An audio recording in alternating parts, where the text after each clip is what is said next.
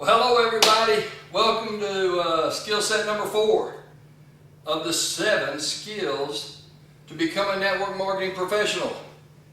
So I'm so excited to be sharing this information with you.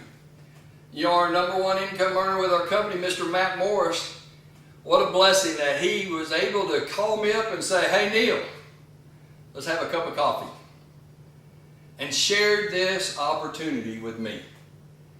Guys, someone shared this opportunity with you. And here we are today. And we want this information to help you build your business. It's here so you can learn how to become a better professional at your industry. Okay? Skill set number 4, follow-up. Probably the weakest thing that anybody does. And one of the most important, because the fortune is in the follow-up. Anybody ever heard that? The fortune's in the follow-up. Hey guys, sometimes folks gotta hear this information, see it, be around it 4 to 6 times before they decide they're gonna make a decision.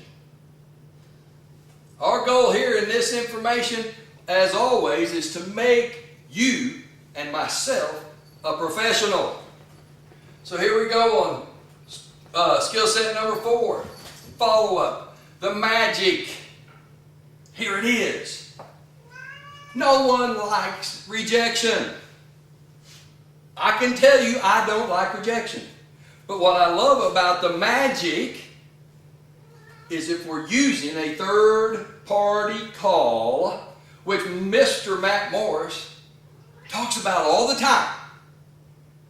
Why do you think he uses the third-party call?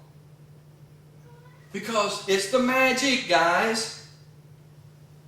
If you use me as your third-party call, and I'm visiting with your friend or your prospect, and we're getting to know one another, and we're asking questions, and I'm getting them to talk about themselves, and we're engaging them, and we're getting to a decision point, whatever the decision is, whether they say yes or no, they will never be rejecting you. They'll reject me, the third party. Woo! That's brilliant. So if you don't like rejection, use the third party call. Now do you see the magic? Always, folks, always edify. Edify means to lift up. To tell about them. Who's on the call? Introduce the person that you're introducing to your folks. You don't got to tell about a 10-minute story, but don't just say, "Hey, this is Neil. Neil, these are my folks." Tell something about me. Tell something about your third-party person. Lift them up. You want your folks to think, "Oh my gosh, this person knows what to do. This person's got it going on." Hey, folks just want to know someone's out there to help them. We're stepping into something that we don't know. Network marketing, this business. I mean, most people, let's face it, most people work for someone else. And when they join this business model, they're in business for themselves. They want to know they're not by themselves. And that's where we come in. Follow-up is so valuable and important. So the magic is the third-party call. If they're putting up an objection, we tell a story. We share the story. And guess what? We'll refer back to a question, open-ended question, so we can get them talking about themselves, so we can find out really truly where they're at. Hey, if they're not ready to join, then our new job, if they're not ready to make a decision, whether it's yes or no, they're not ready to join us, then our job is to set the next exposure. What's that mean? Let's make an appointment to get back with them. If you don't, guess what? You start it all over. You don't want to do that. You want to go from where we're at forward. So set the next exposure, set that next appointment, and so we can get to a decision. Remember, 4 to 6 times sometimes before they make that decision. And that's okay. They saw the video. They were on that third-party call. They're still a little. They brought we picked them up, and you took them to that meeting. Now they're really leaning in. They even brought their husband with them. You know, they're almost there. You're going to get them to the decision point, right? Keep on keeping on, and it's following up. And we're going to ask for a decision, folks. And the information was given to them.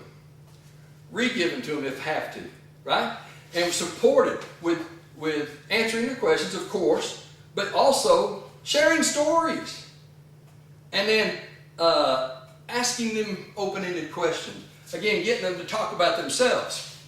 The longer that prospect waits after viewing that information, the less their enthusiasm is. So it goes down.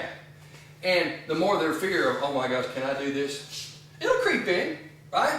So we want to help them make their decision. So hey, what'd you like best about that video? So if I'm asking the proper open-ended questions, I'm going to know, what did you think? Did you see a way that MWR helped you get?